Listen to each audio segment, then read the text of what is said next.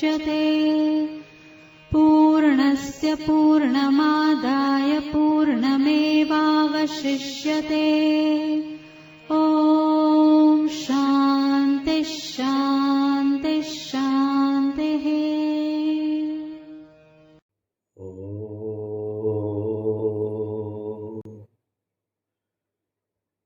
श्रीचक्राङ्कितबिन्दुमध्यनिलयाम् पीताम्बरालङ्कृताम् शङ्खं चक्रवराभयं च दधतीम् बालेन्दुमौलिं शुभाम् सिंहस्योपरि संस्थितां त्रिनयनाम् मूकासुरच्छेदिनी श्रीकोलापुरवासिनीं भगवतीं ध्यायामि मूकाम्बिकाम्।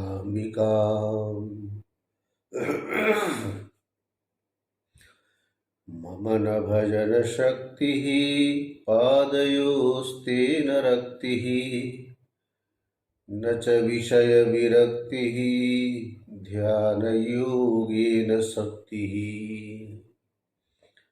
इति मनसि सदाहं चिन्तयन् आद्यशक्तेः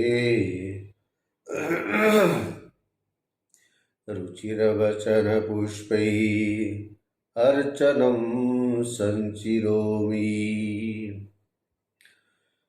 विशुद्धज्ञानदेहाय त्रिवेदी दिव्यचक्षुषे श्रेयप्राप्तिनिमित्ताय नमः सोमार्धधारिणे।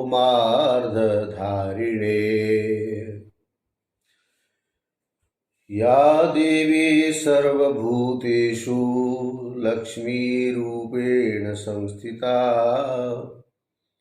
नमस्तस्यै नमस्तस्यै नमस्तस्यै नमो नमः। या देवी सर्वभूतेषु विद्यारूपेण संस्थिता नमस्तस्यै नमस्तस्यै नमस्तस्यै नमो नमः। या देवी सर्वभूतेषु शक्तिरूपेण संस्थिता नमस्तस्यै नमस्तस्यै नमस्तस्यै नमो नमः। सर्वमङ्गलमाङ्गल्ये शिवे सर्वार्थसाधिके शरण्ये त्र्यम्बके गौरी नारायणी नमोऽस्तुते। सर्वस्वरूपे सर्वेशे सर्वशक्ति समन्विते भयेभ्यस्त्राहि नो देवी दुर्गे देवी नमोऽस्तुते। ॐ भद्रं नो अपि वातय मनः। ॐ शान्ति शान्ति शान्तिः। शङ्करं शङ्कराचार्यं केशवं बादरायणं सूत्रभाष्यकृतौ वन्दे भगवन्तौ पुनः पुनः। ईश्वरो गुरुरात्मेति मूर्तिभेदविभागिने व्योमवद्व्याप्तदेहाय दक्षिणामूर्तये नमः। ॐ शान्तिः शान्तिः शान्तिः।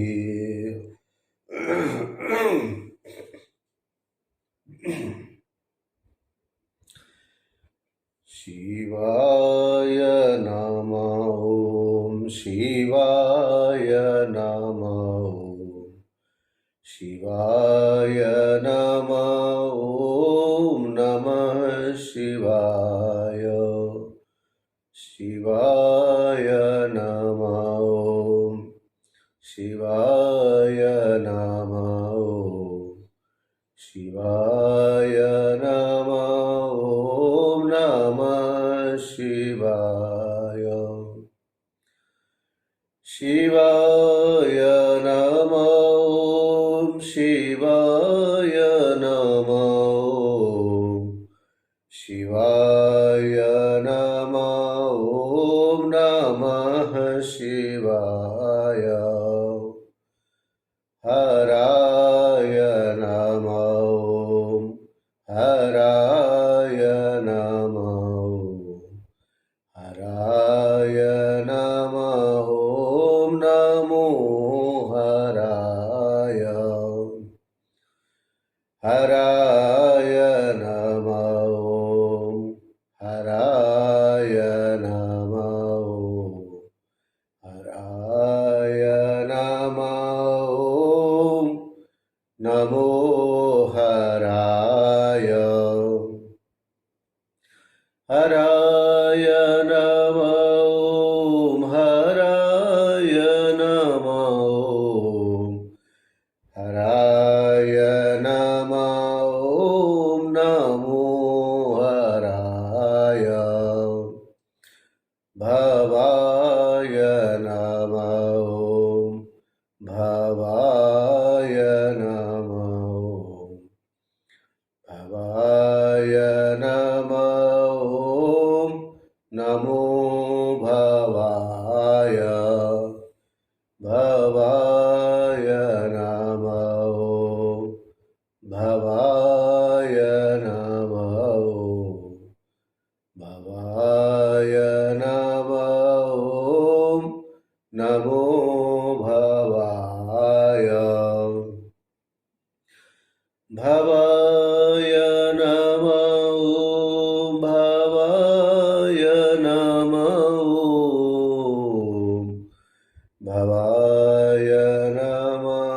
ॐ नमो भवाय। मृडाय नमः। ॐ मृडाय नमः। ॐ मृडाय नमः। ॐ नमो मृडाय। मृडाय नमः। ॐ मृडाय नमः। ॐ मृडाय नमः। ॐ नमो मृडाय। मृडाय नमः। ॐ मृडाय नमः। ॐ मृडाय नमः। ॐ नमो मृडाय। शिवाय नमः। ॐ शिवाय नमः। ॐ शिवाय नमः। ॐ नमः शिवाय। शिवाय नमः। ॐ नमः शिवाय।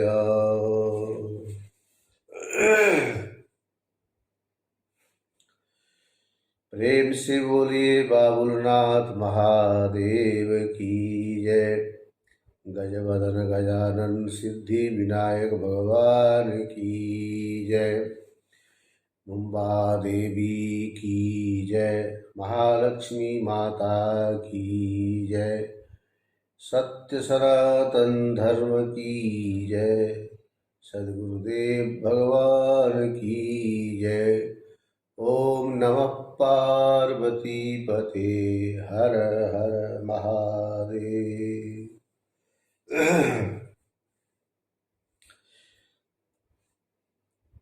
श्रीमद् देवी भागवत की यह कथा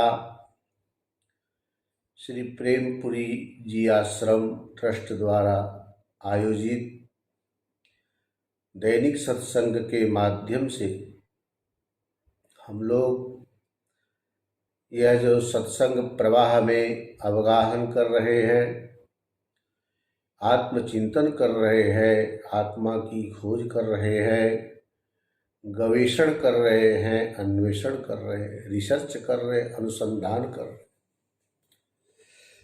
हैं। इस आत्म तत्व को जानना कितना आवश्यक है, यह बात आप लोगों ने कल के प्रसंग में भी विस्तार पूर्वक सुना था। और बार बार जब भी ऐसा प्रसंग आता है तो जरूर हम लोग इसका उल्लेख करते हैं। यहाँ पर भी जो ये कथा चल रही है देवी भागवत पुराण के माध्यम से, चाहे शंखचूड़ ने तुलसी को दिव्य ज्ञान क्या है, तत्व ज्ञान क्या है बताया, भगवान शंकर के मुखारविंद से भी शंखचूड़ ने स्वयं इस समय सब कुछ सुना। यह आया हुआ है यह युद्ध करने के लिए, इसमें भी कोई दो राय नहीं। लेकिन शंखचूड़ का शंकर जी के प्रति, कार्तिकेय के प्रति और मुख्य रूप से जयंती मंगला काली भद्रकाली कपालिनी दुर्गा क्षमा शिवा धात्री स्वाहा स्वधा नमोस्तुते, ऐसे जो भद्रकाली हैं जिनके प्रति शंखचूड़ के मन में कितना सुंदर भाव है, ये युद्ध के प्रसंग होने पर भी कुछ इसमें खासियत है, विशेषता है। अतः इस प्रसंग को जरूर सुनना चाहिए। तो भगवान शंकर ने कह दिया कि भाई तुम जो है भगवान श्री कृष्ण के परम भक्त हो, सब कुछ जानते भी हो, जाति बिरादरी से दुश्मनी करने का क्या फल मिलता है ये भी तुमने जान लिया। इसलिए जैसा मेरा कहना है कि झगड़ा जिस बात को लेकर के हो रहा है उनकी चीजें तुमने अपने पास रखी है, वो दे दो, बात खत्म। झगड़ा टंटा किस बात के। बाकी तो ईश्वर की यह व्यवस्था है। यदि तुमको ऐसा लगता है कि ये चीज देने से हमारी अपनी संपत्ति की हानि मानते हो तो यह बात भी निश्चित है कि स्थितियां, परिस्थितियां सदा एक समान नहीं रहती है। किसी की रही है तो बताओ। प्राकृतिक प्रलय के समय जब ब्रह्मा जैसे सृष्टि के रचयिता जो मानते अपने को, उनका भी तिरोधान हो जाया करता है। फिर उस परमात्मा के संकल्प से सृष्टि प्रारंभ होती है, फिर वो ब्रह्मा को प्रकट करते हैं। और जिस ब्रह्मा को पहले इतने बड़े सृष्टि बनाने का ज्ञान जो विस्मृत सा हो चुका होता है, पुनः उसकी स्मृति प्राप्त करने के लिए उन्हें तप करना पड़ता है, तब उन्हें ज्ञान मिलता है और इस प्रकार से फिर क्रमशः सृष्टि करते हैं।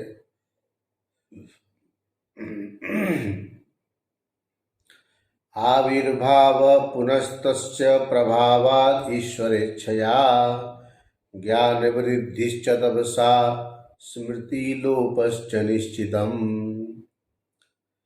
स्मृति का लुप्त होना, फिर तपस्या के द्वारा उनके ज्ञान में वृद्धि हो जाना, यह निश्चित है। तत्पश्चात जो ब्रह्मा जी सृष्टि क्रमशः करते हैं, ऐसे उस परमात्मा के अधीन रहने वाले हैं हम सब लोग। सतयुग में लोग सदा सत्य के आश्रय पर रहते थे, इसलिए उस युग में धर्म अपने परिपूर्णतम स्वरूप में विद्यमान रहता है। वही धर्म त्रेता युग में 3 भाग से, द्वापर में 2 भाग से तथा कलिकाल में एक भाग से युक्त हो गया है। इस प्रकार क्रम से उसका एक एक अंश कम होता रहता है। कली के अंत में अमावस्या की चंद्रमा की भांति धर्म की कला केवल नाम मात्र रह जाती है। त्रिभाग सोपि त्रेतायाम द्विभागो द्वापरे स्मृतः एक भाग कलौ पूर्वम तदंशश्च क्रमेण च। ग्रीष्म ऋतु में, गर्मी में सूर्य का जैसा तेज रहता है, वैसा शिशिर ऋतु में भयंकर जब ठंड पड़ती है उस समय सूर्य का तेज वैसा नहीं रह जाता। दिन में भी सूर्य का जैसा तेज मध्याह्न काल में होता है, उसके समान तेज प्रातः तथा सायंकाल में नहीं रहता।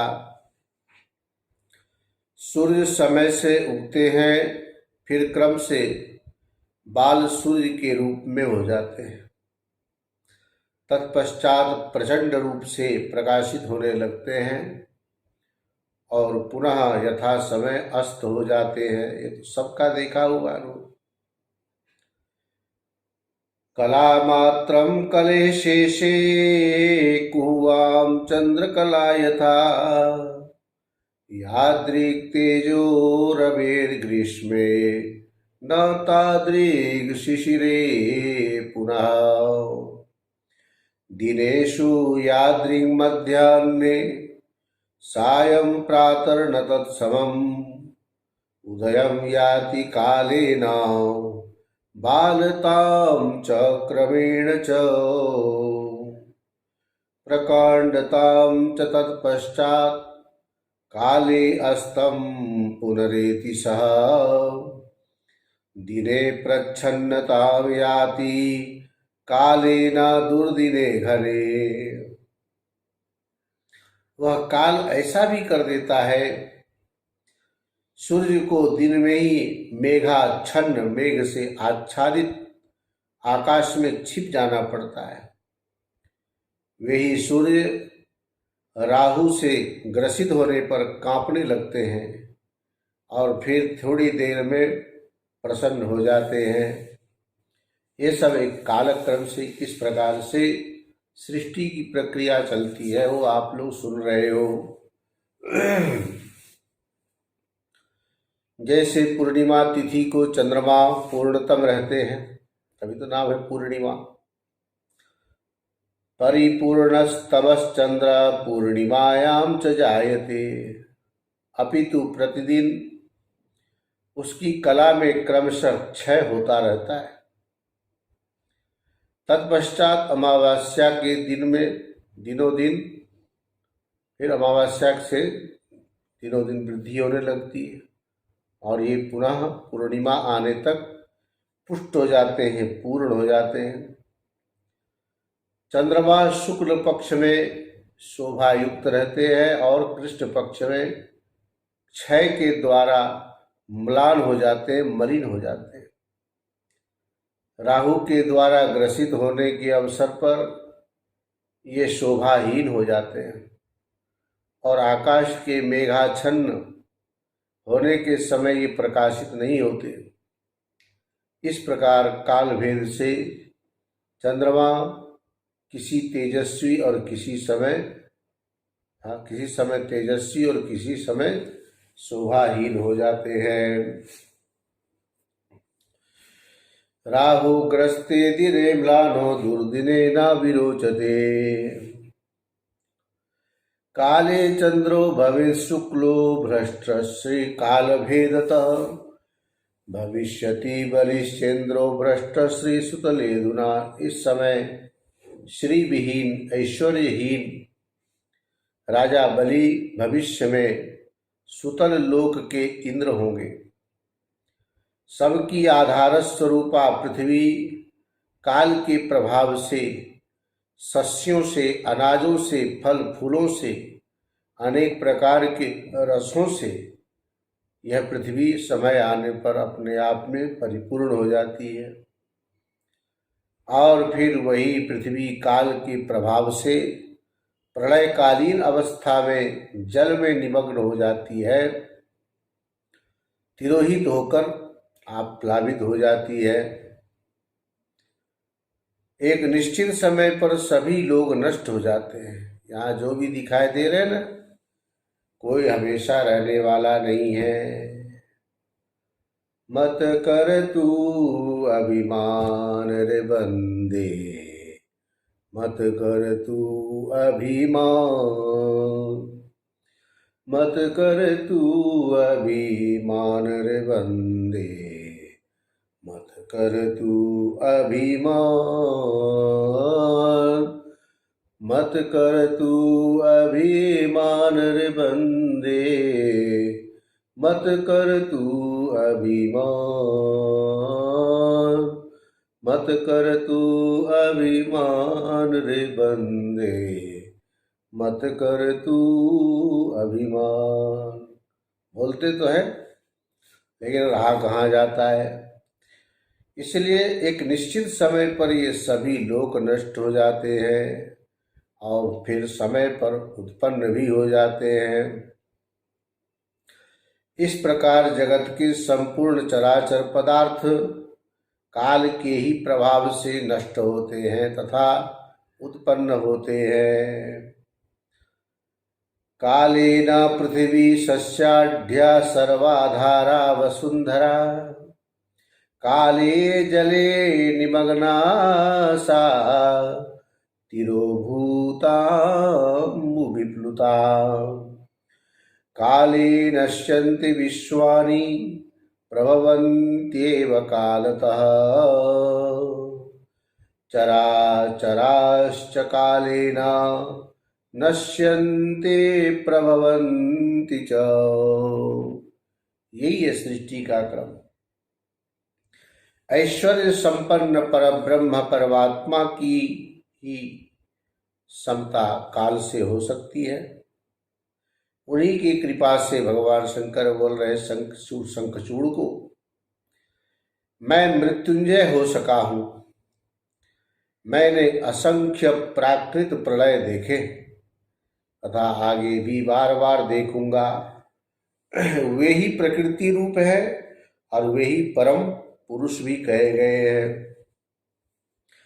ईश्वरस्य वसमता ब्रह्मण परमात्मन, अहम मृत्युंजयो यस्माद् असंख्यम प्राकृतम लयम, आदर्शम चापि द्रक्ष्यामि वारं वारं पुनः पुनः, स च प्रकृति रूपश्च स एव पुरुष स्मृतः।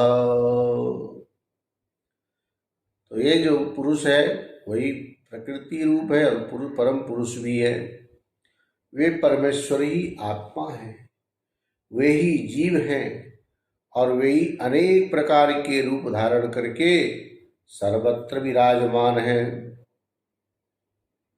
स च आत्मा स च जीवश्च नाना रूपधरः परः, करोति सततं यो हि तन्नाम गुण कीर्तनम।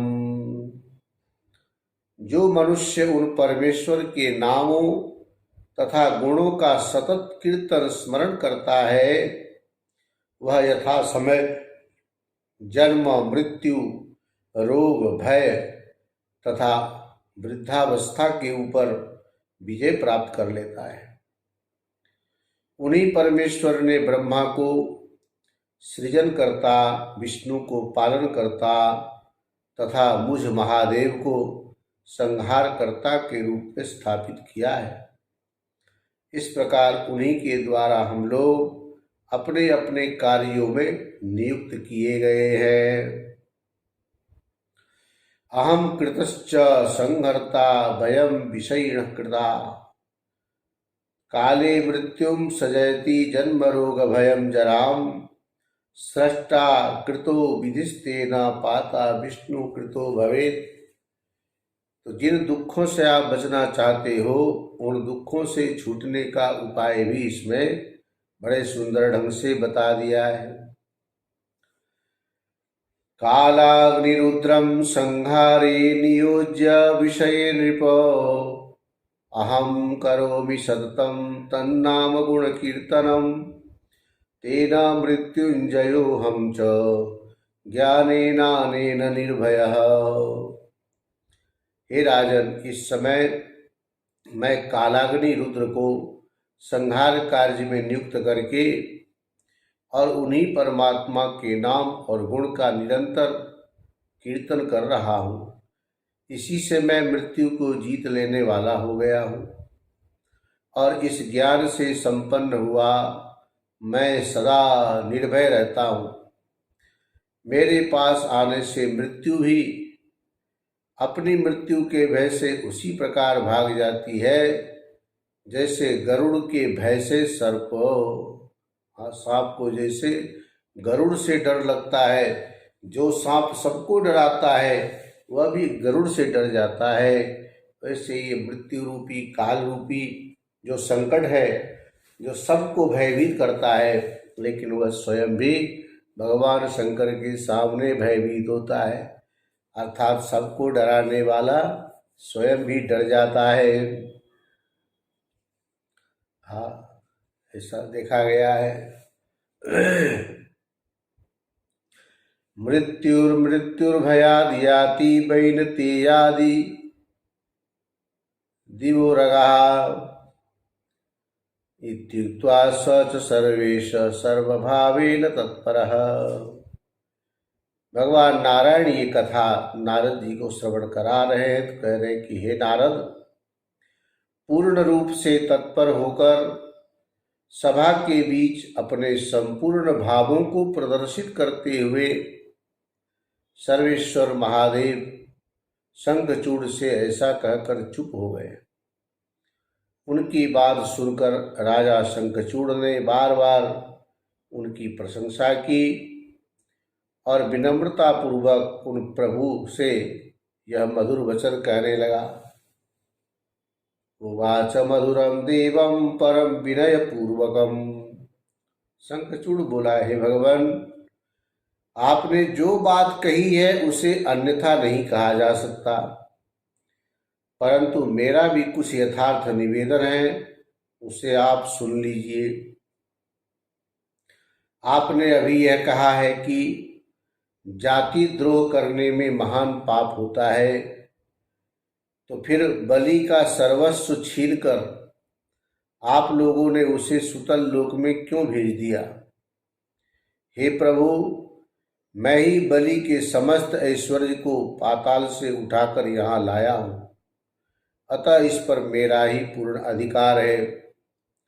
उस समय मैं बलि को सुतल लोक से लाने में समर्थ नहीं था, क्योंकि भगवान श्रीहरि गदा धारण किए हुए वहाँ स्थित थे।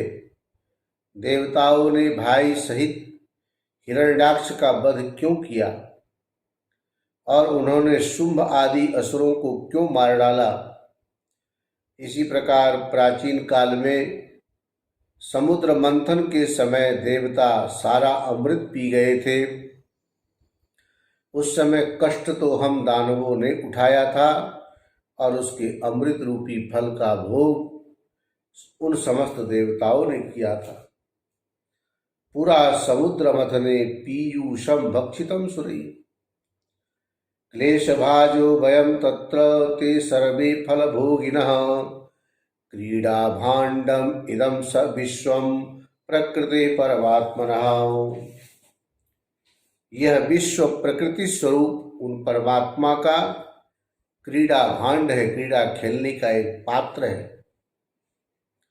वे जिस व्यक्ति को जहाँ जो संपत्ति देते हैं वह उस समय उसी की हो जाती है। किसी निमित्त को लेकर देवता तथा दानवों के बीच विवाद सदा से निरंतर चला आ रहा है।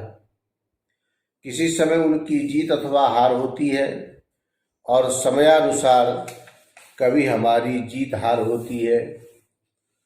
अतः ऐसी स्थिति में देवता तथा दानव दोनों के समान संबंधी तथा बंधु स्वरूप आप महात्मा परमेश्वर का हम दोनों के विरोध के बीच में आना निरर्थक है। यदि इस समय हम लोगों के साथ आप युद्ध करेंगे तो यह आपके लिए महान लज्जा की बात होगी। हमारी जीत होने पर पहले से भी अधिक हम दानवों की कीर्ति बढ़ जाएगी और पराजय होने पर आपकी मानहानि होगी। हे नारद, शंखचूड़ की यह बात सुनकर 3 नेत्रों वाले भगवान शिव ने हंसकर उस दानवेंद्र की जो बात है उसको समुचित उत्तर देना आरंभ किया। महादेव जी बोले, युष्माभिष युद्धे में ब्रह्मवंश समुद्भवैः कालज्जा महती राजन कीर्तिर्वा पराजये युद्धमादौ हरेरेव मधुना कैटभेन च। राजन को बोलते हैं शंखचूड़ को कि राजन, ब्रह्मा के ही वंश में उत्पन्न हुए तुम लोगों के साथ युद्ध करने में मुझे कौन सी बड़ी लज्जा होगी और हारने पर ही क्या अपकीर्ति होगी। इसके पहले भी तो मधु और कैटभ से श्री हरि का युद्ध हो चुका है। एक बार उनके साथ हिरण्यकशिपु का युद्ध हो चुका है हुआ था और इसके बाद श्री हरि ने गदा लेकर हिरण्याक्ष के साथ भी युद्ध किया था। मैं भी तो पूर्व काल में त्रिपुर राक्षस के साथ युद्ध कर चुका हूँ और इसी प्रकार पूर्व समय में शुंभ आदि दानवों के साथ भगवती सर्वेश्वरी सर्वजननी परा प्रकृति का भी अत्यंत विस्मयकारी युद्ध हो चुका है। तुम तो परमात्मा श्री कृष्ण के प्रधान पार्षद रहे हो। जो दैत्य मारे गए हैं वे तुम्हारे जैसे नहीं थे। अतः हे राजन, तुम्हारे साथ युद्ध करने में मुझे कौन सी बड़ी लज्जा है। सभी देवता श्री हरि के शरण में गए थे, तब देवताओं की सहायता के लिए उन्होंने मुझे भेजा है। तुम देवताओं का राज्य वापस कर दो, यह मेरा निश्चित वचन है, अन्यथा मेरे साथ युद्ध करो। वाणी का अपव्यय करने से क्या लाभ, ज्यादा देर बकवास करने से कुछ फायदा नहीं होने वाला। अतः जो करना है उसकी तैयारी करो। भगवान नारायण बोलते कि हे नारद, ऐसा कहकर भगवान शंकर चुप हो गए और शंखचूड़ भी मंत्रियों के साथ शीघ्र ही उठ खड़ा हुआ।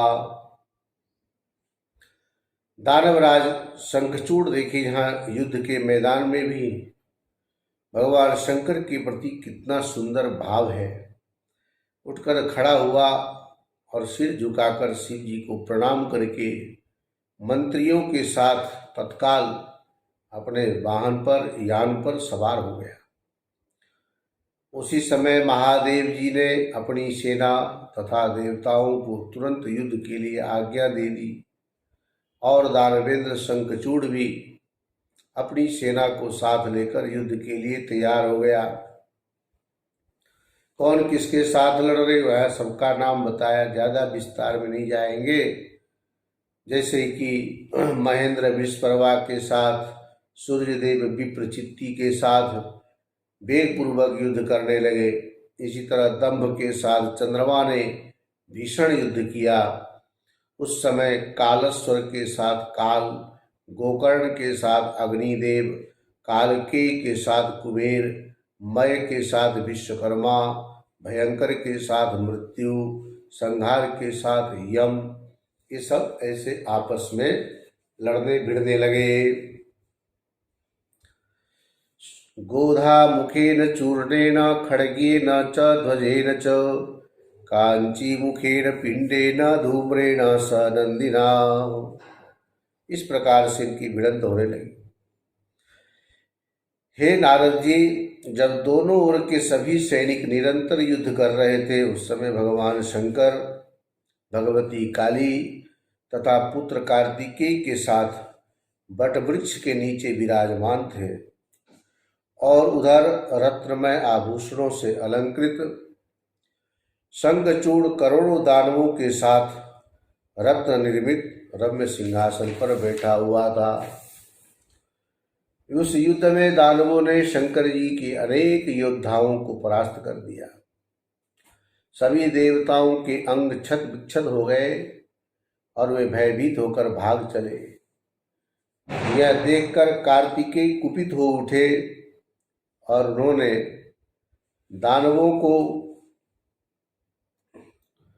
उन्होंने देवताओं को अभय प्रदान किया। उन्होंने अपने तेज से गणों के बल में वृद्धि की। तदनंतर वे अकेले ही दानव गणों के साथ युद्ध करने लगे। उन्होंने संग्राम में 100 अक्षौहिणी सेना को मार डाला।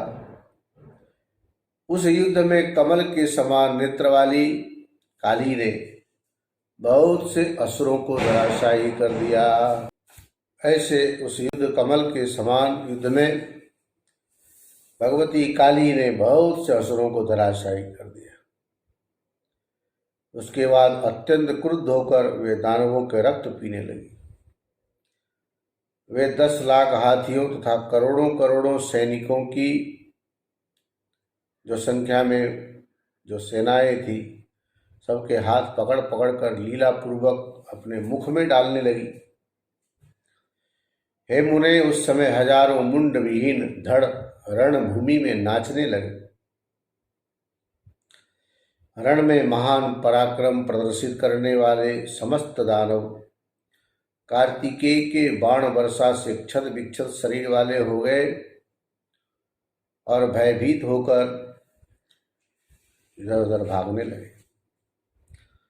तत्पश्चात वृषपर्वा, विप्रचित्ति, दंभ और विकंकण ये सभी दानव पराक्रमी कार्तिकेय के साथ युद्ध करने लगे।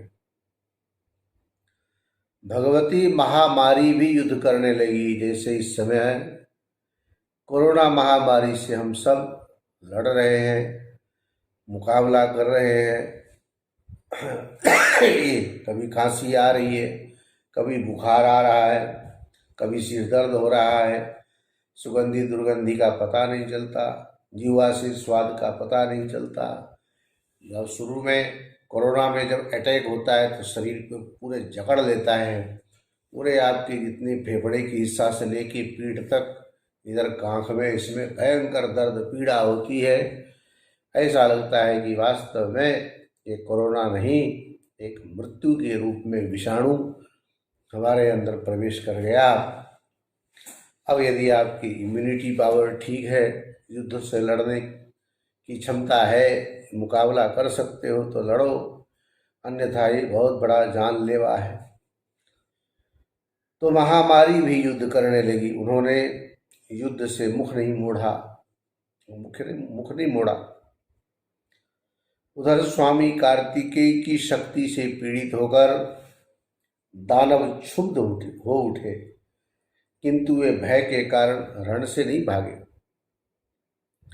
कार्तिकेय का वह महाभयंकर तथा भीषण युद्ध देखकर स्वर्ग से फूलों की वर्षा होने लगी, पुष्प वृष्टि होने लगी। दानवों का क्षय करने वाला वह युद्ध प्राकृतिक प्रलय के समान था। दानवानां क्षयकरं यथा प्राकृतिको लयः, राजा विमानमारुह्य चकार बाणवर्षणम। दानवों की यह स्थिति देखकर राजा शंखचूड़ विमान पर चढ़कर बाणों की वर्षा करने लगा। राजा की बाण वर्षा मेघों की वृष्टि के समान थी। इससे चारों ओर महाघोर अंधकार छा गया और सर्वत्र अग्नि की लपटें निकलने लगी। इससे सभी देवता तथा अन्य नंदीश्वर आदि गण भी भाग खड़े हुए। उस समय एकमात्र स्वामी कार्तिकेय ही समर भूमि में डटे रहे। देवा प्रदुद्रुवुः सर्वेपि अन्ये नंदीश्वरादयः, एक एव कार्तिकेयस्तस्थौ समरमूर्धनि। पर्वतानां च सर्पाणां शिलानां शाखिनां तथा नृपश्चकार वृष्टिं च दुर्वारां च भयंकरीं। राजा शंखचूड़ पर्वतों, सर्पों, पत्थरों तथा वृक्षों के दुर्निवार्य भयंकर वर्षा करने लगा। राजा शंखचूड़ की बाण वर्षा से शिवपुत्र कार्तिकेय उसी प्रकार ढक गए जैसे घने कोहरे से सूर्य ढक जाते हैं। उसने कार्तिकेय के दुर्वह तथा भयंकर धनुष को काट डाला, दिव्य रथ को खंड खंड कर दिया और रथ पीठों को छिन्न भिन्न कर दिया। उसने कार्तिकेय के मयूर को अपने दिव्य अस्त्र से जर्जर कर दिया और सूर्य के समान चमकने वाली प्राणघातनी शक्ति उनके वक्ष पर चला दी। कार्तिकेय के वक्ष पर प्राणघातनी शक्ति का प्रयोग किया शंखचूड़ ने। इससे वे क्षण भर के लिए मूर्छित हो गए और फिर थोड़ी ही देर में सचेत हो गए। तदनंतर जिस दिव्य धनुष को पूर्व काल में भगवान विष्णु ने कार्तिकेय को दिया था, उसे हाथ में लेकर वे सर्वोत्तम रत्नों से निर्मित विमान पर आरूढ़ होकर और अनेक शस्त्रास्त्रों को लेकर भयंकर युद्ध करने लगे। वह दानव सर्पों, पर्वतों, वृक्षों और पत्थरों की वर्षा करने लगा, किंतु शिवपुत्र कार्तिकेय ने क्रोधित होकर अपने दिव्य अस्त्र से उन सबको काट डाला। प्रतापी कार्तिकेय ने शंखचूड़ द्वारा लगाई गई आग को अपने पारजन्य अस्त्र से बुझा दिया। तत्पश्चात उन्होंने शंखचूड़ के रथ, धनुष, कवच, सारथी, किरीट तथा उज्जवल मुकुट को खेल खेल में काट डाला और उस दानवेंद्र के वक्ष पर शुक्ल आभा वाली शक्ति चला दी। उसके आघात से राजा शंखचूड़ मूर्छित हो गया, किंतु थोड़ी ही देर में सचेत होने पर वह तत्काल दूसरे रथ पर सवार हो गया और उसने शीघ्र ही दूसरा धनुष उठा लिया। हे नारद, मायावियों में श्रेष्ठ उस शंखचूड़ ने अपनी माया से बाणों का जाल फैला दिया और उस बाण जाल से कार्तिकेय को आच्छादित कर दिया। उसने कभी भी व्यग्र न होने वाली सैकड़ों सूर्यों के समान आभायुक्त, प्रलयकालीन अग्नि की शिखा के समान आकृति वाली और सदा विष्णु के तेज से आवृत रहने वाली शक्ति उठा ली। क्रोध करके बड़े वेग से कार्तिकेय पर चला दिया। अग्नि राशि के समान उज्जवल वह शक्ति उनके शरीर पर गिरी और वह महाबली कार्तिकेय उस शक्ति के प्रभाव से मूर्छित हो गए। काली गृहीत्वा तम क्रोड़े निनाय शिव सन्निधौ। तब भद्रकाली उन्हें अपने गोद में उठाकर शिव के पास ले गई। शिव ने अपने ज्ञान के द्वारा उन्हें लीलापूर्वक चेतना युक्त कर दिया, साथ ही उन्हें असीम शक्ति भी प्रदान की। तब प्रतापी कार्तिकेय उठ खड़े हुए। कार्तिकेय की रक्षा में तत्पर, जैसा कि आप लोग देवी भागवत सुन रहे हो, भगवती की कितनी बड़ी महिमा है, ये बात शंखचूड़ भी जानता था उनके प्रभाव को। तो कार्तिकेय के रक्षा में तत्पर भगवती भद्रकाली जो थी, अब ये युद्ध भूमि के लिए प्रस्थित हुई और नंदीश्वर आदि जो वीर थे वे भी उनके पीछे पीछे चल पड़े। सभी देवता, गंधर्व, यक्ष, राक्षस, किन्नर, मृदंग आदि बाजे बजाने वाले तथा मधु ढोने वाले कई 100 अन्य लोग भी उनके साथ चल दिए। रणभूमि में पहुंचते ही काली ने सिंह गर्जना किया। भगवती के सिंहनाद से बहुत से दानव मूर्छित हो गए। दानवों को देखकर देवी ने बार बार भीषण अट्टहास किया और मधुपान किया तथा रणभूमि में नाचने लगी। उग्रदंष्ट्रा, उग्रदंडा, कोटवी, योगिनियों तथा डाकिनियों के गण और देवता लोग भी मधुपान करने लगे। भद्रकाली को देखकर शंखचूड़ भी शीघ्र युद्ध भूमि में आ गया। दानव डरे हुए थे, अतः राजा शंखचूड़ ने उन्हें अभय प्रदान किया। भद्रकाली ने प्रलयकालीन अग्नि के शिखा के समान प्रकाशमान आग्नेयास्त्र शंखचूड़ पर चला दिया। राजा ने अपने पारजन्यस्त्र से खेल खेल में उसे बुझा दिया। तदनंतर उस काली ने अत्यंत तीव्र तथा अद्भुत वारुणास्त्र उस पर चलाया, जिसे उस दानवराज ने गांधर्व अस्त्र से लीलापूर्वक काट दिया। तब काली ने अग्निशिखा के समान तेजस्वी माहेश्वर अस्त्र उस पर चलाया, जिसे राजा शंखचूड़ ने अपने वैष्णवास्त्र से बड़ी सहजतापूर्वक शीघ्र ही विफल कर दिया। इसके बाद काली ने राजा शंखचूड़ पर मंत्रपूर्वक नारायण अस्त्र चलाया। उसे ही देखते ही उसने रथ से उतरकर प्रणाम किया।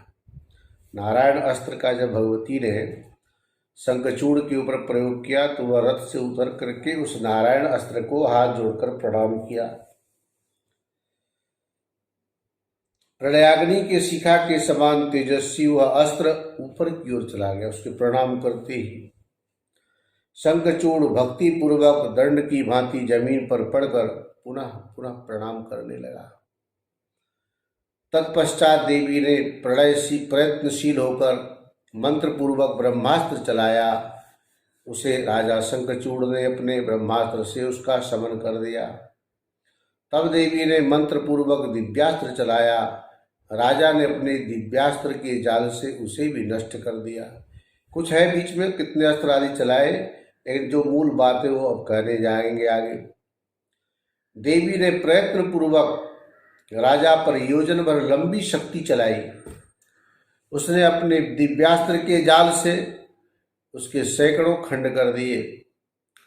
तब देवी ने कुपित होकर मंत्र से पवित्र किया हुआ पाशुपत अस्त्र उठा लिया।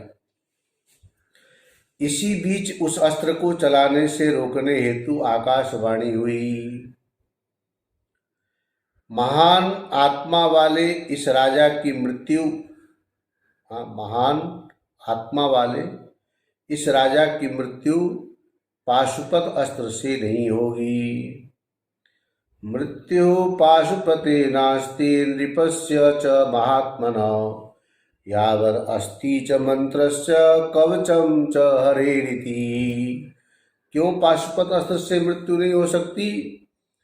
क्योंकि जब तक यह भगवान श्री हरि के मंत्र का कवच अपने गले में धारण किए रहेगा और जब तक इसकी साध्वी पत्नी का सतीत्व विद्यमान रहेगा, तब तक जरा और मृत्यु इस पर अपना प्रभाव नहीं डाल सकते। यह ब्रह्मा का वचन है। यावत् सतीत्वमस्त्येव सत्याश्च नृपयोषितः तावद् अस्य जरा मृत्युर्नास्तीति ब्रह्मणो वचः।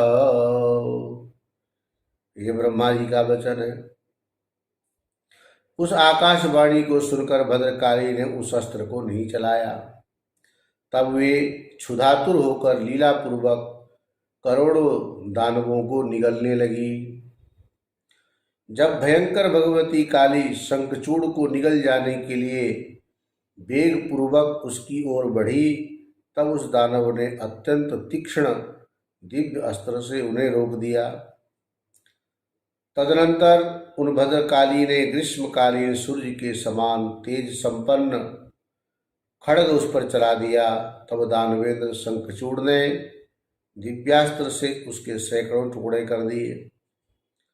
इसके बाद महादेवी उसे खा जाने के लिए वेग पूर्वक उसकी ओर बढ़ी। तब सर्व सिद्धेश्वर तथा श्री संपन्न दानवेंद्र शंखचूड़ ने अत्यंत विशाल रूप धारण कर लिया। जैसे लंका के युद्ध के समय में वर्णन है ना, उसी प्रकार से यहाँ जहाँ कहीं भी युद्ध का वर्णन आता है थोड़ा जोश आ जाता होगा सबको। लेकिन देखिए कैसी कैसी परिस्थिति सामने उत्पन्न होती है। ऐसे भयंकर रूप वाली सती काली ने कुपित होकर तेज मुष्टि का प्रहार से उसका रथ खंड खंड कर दिया और उसके सारथी को मार डाला। भद्रकाली ने उसके ऊपर प्रलयाग्नि के शिखा के समान त्रिशूल चलाया। शंखचूड़ ने अपनी लीला से बाएं हाथ से उस त्रिशूल को पकड़ लिया।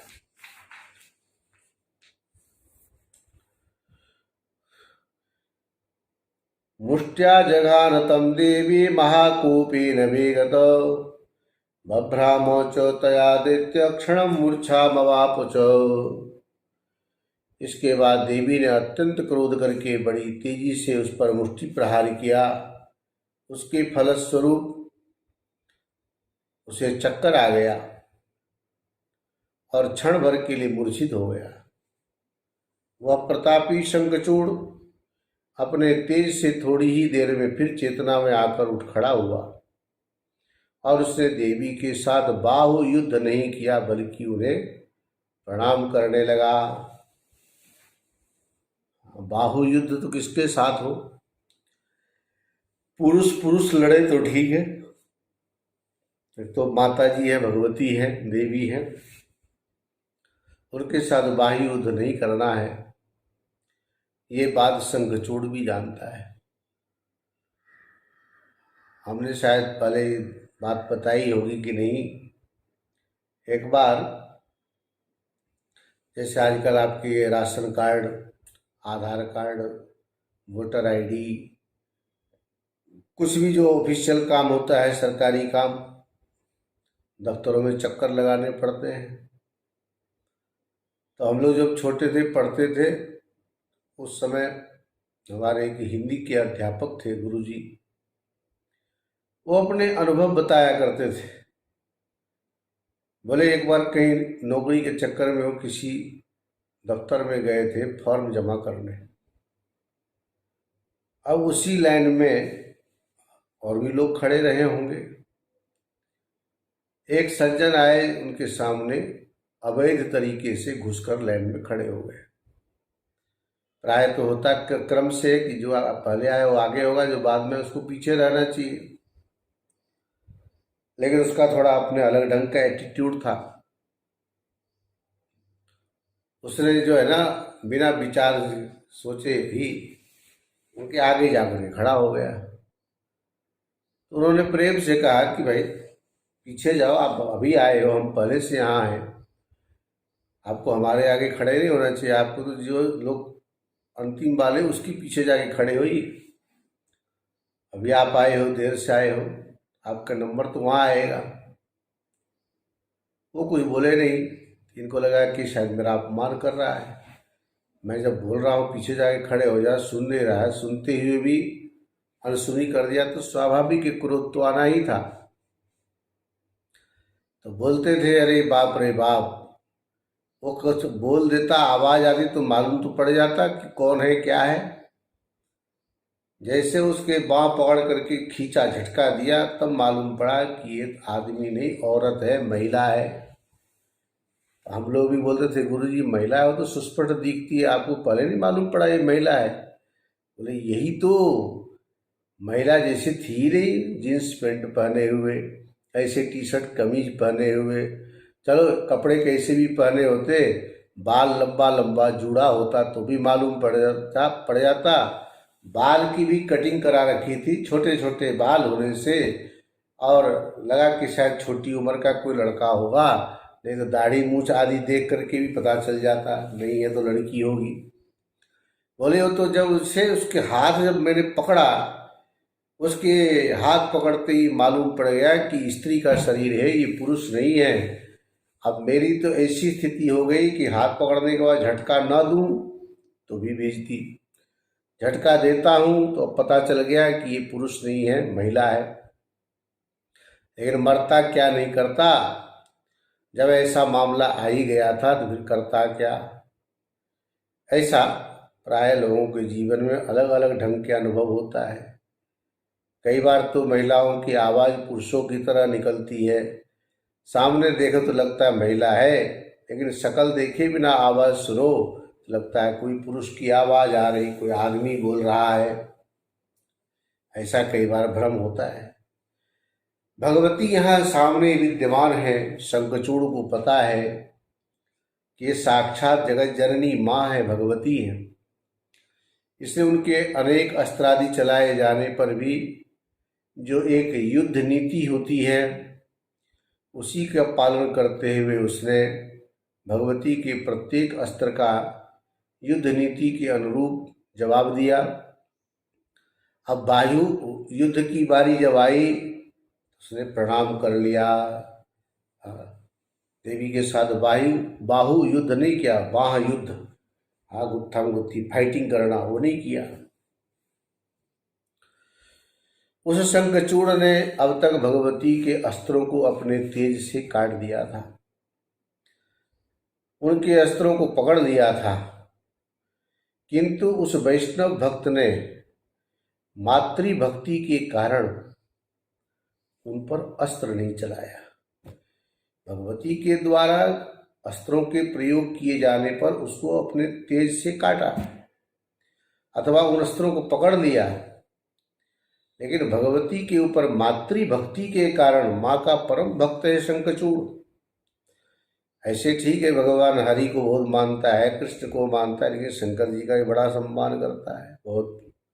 कोई भी बात हो, हर बात को नम्रता पूर्वक स्वीकार करता है, नीति के अनुसार उत्तर देता है, जवाब देता है, लेकिन कभी कोई अनर्गल प्रलाप, अपशब्द आदि का प्रयोग न करके पूरा सम्मान कर रहा है। उसको पता है यही सब मेरे उद्धारक हैं, मेरा उद्धार इन्हीं के द्वारा होने वाला है। वो भला ऐसी गलती क्यों करेगा? इसलिए वो जानबूझ करके ऐसा पंगा ले ही नहीं सकता। जैसे शंकर जी के प्रति उसका भाव है, उसी प्रकार से भगवती के प्रति भी भाव है। तभी यहाँ बताया कि अस्त्र को या तो काट दिया, अपने ऊपर तक नहीं आने दिया, अथवा उस अस्त्र को पकड़ ही लिया बीच में, लेकिन मातृभक्ति के कारण अपनी तरफ से अलग से कोई अस्त्र भगवती के ऊपर नहीं चलाया। ये बहुत इम्पोर्टेंट बात है। तदनंतर देवी ने उस दानव को पकड़कर कई बार घुमाया, कुपित होकर बड़े वेग से उसे ऊपर की ओर फेंक दिया। वह प्रतापी शंखचूड़ ऊपर से बड़े वेग से गिरा और नीचे गिरते ही उठकर खड़ा हो गया।